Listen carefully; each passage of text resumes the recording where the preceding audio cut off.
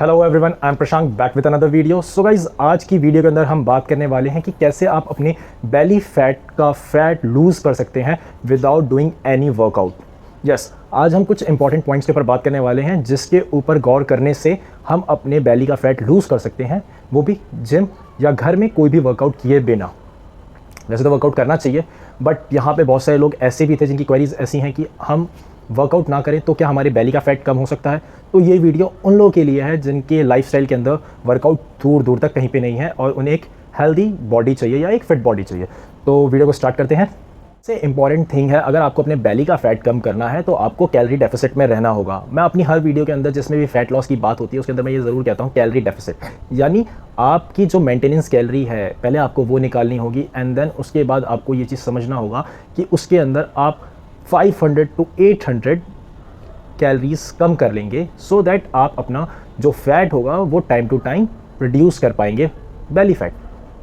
Second point है जो कि बहुत ही इंपॉर्टेंट पॉइंट है, बहुत सारे लोग सप्लीमेंट्स बहुत ज़्यादा लेते हैं, सप्लीमेंट्स से ओवरलोडेड रहते हैं, स्पेशली कैफीन एंड ऑल।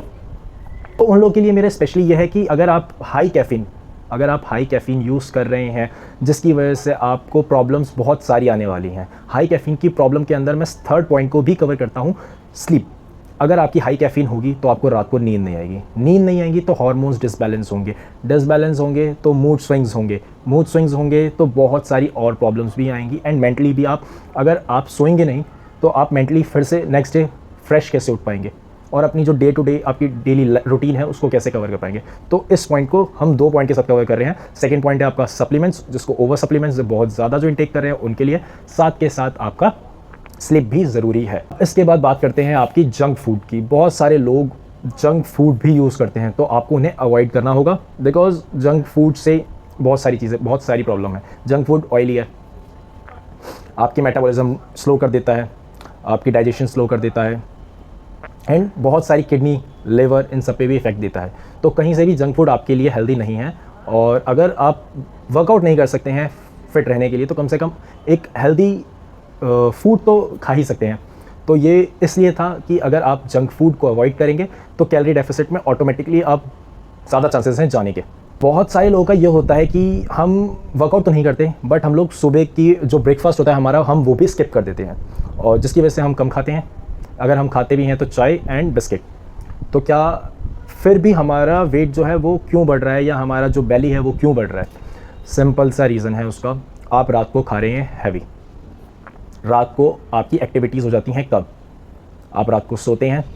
और मोस्टली जो एशियन लाइफस्टाइल है, जो हमारे खाने का जो रूटीन है उसमें ये होता है, ब्रेकफास्ट या तो बहुत लाइट होता है या तो नहीं होता है, लंच उससे थोड़ा हैवी होता है एंड डिनर हमारा बहुत हैवी होता है। जबकि इसका बिल्कुल उल्टा होना चाहिए, ब्रेकफास्ट हैवी, बिकॉज आपने रात से, आपकी बॉडी एक स्टार्विंग मोड में जा चुकी है लास्ट 8 to 10 आवर्स, जब आपने रात से कुछ भी नहीं खाया है और अब उसके बाद आप मॉर्निंग में भी कुछ नहीं खा रहे हैं तो आप 12 आवर्स 14 आवर्स तक अपनी बॉडी को एक स्टार्विंग मोड में रख रहे हैं, जिसकी वजह से हार्मोन्स डिसबैलेंस होंगे, जिसकी वजह से और भी बहुत सारी प्रॉब्लम्स आएंगी।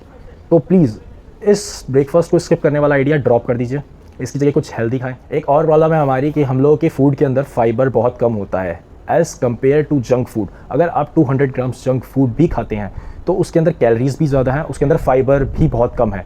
वहीं पे अगर आप वेजीज़, 1 बाउल वेजीज़ या फ्रूट्स आप उसे खाएंगे तो उससे आपका बाउल सिस्टम भी अच्छा रहेगा, फाइबर्स से आपकी डाइजेशन भी अच्छी रहेगी और हाँ, आपका जो वो हंगर हार्मोन है ना वो भी सेटिस्फाइड रहेगा, जिसकी वजह से आपको बार बार भूख भी नहीं लगेगी। एक और रीज़न है जिसकी वजह से आप अपना बेली फैट नहीं लूज़ कर पा रहे हैं, वो है आपके लैक ऑफ प्रोटीन इंटेक।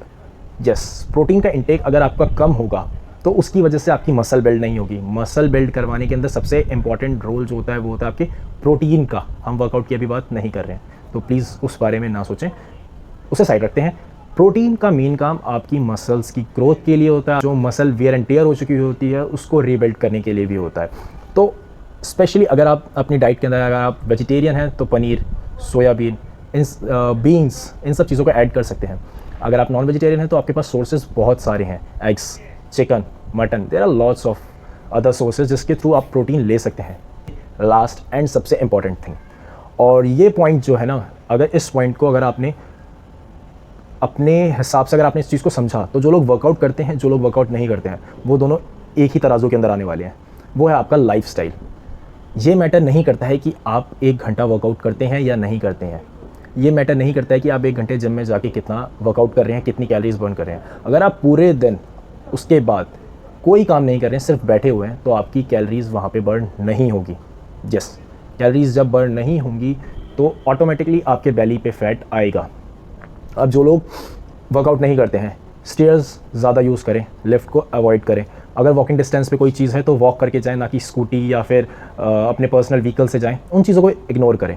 ऐसी छोटी छोटी चीज़ें होती हैं जिनके थ्रू आपको पता भी नहीं चलेगा। आपको एक चीज़ शायद बहुत कम लोगों को पता है कि सबसे ज़्यादा कैलोरीज जो बर्न होती हैं वो ट्रेडमिल से नहीं होती, वो क्रॉस ट्रेनर से नहीं होती, ना वो साइकिलिंग से होती है। सबसे ज़्यादा स्टेयर्स करने से कैलोरीज बर्न होती हैं, एंड ये साइंटिफिकली प्रूवन है। इसको आप जाके चेक कर सकते हैं। जो सबसे ज़्यादा कैलोरीज बर्न करने वाली चीज़ है वो आपकी स्टेयर्स हैं। Stair is the one of the best cardio. So अगर आप स्टेयर्स का यूज़ करते हैं तो बेली फैट अपने आप ही आपका गायब हो जाएगा। तो आई होप गाइज़ ये वीडियो आपके लिए बेनिफिशियल रही होगी और रहेगी ही। अब जो भी लोग हैं जो वर्कआउट नहीं करते हैं, जिन्हें वर्कआउट करने का टाइम नहीं मिलता है, वो सब इन चीज़ों को फॉलो करके अपना बेली फैट रिड्यूस कर सकते हैं। साथ के साथ थोड़ा बहुत टाइम मिले तो घर में भी वर्कआउट कर सकते हैं या जिम भी वर्कआउट करने जा सकते हैं। Stay fit. Please like, comment, share करें उन सभी को जो लोग वर्कआउट नहीं करते हैं और अपना बेली फैट कम करना चाहते हैं।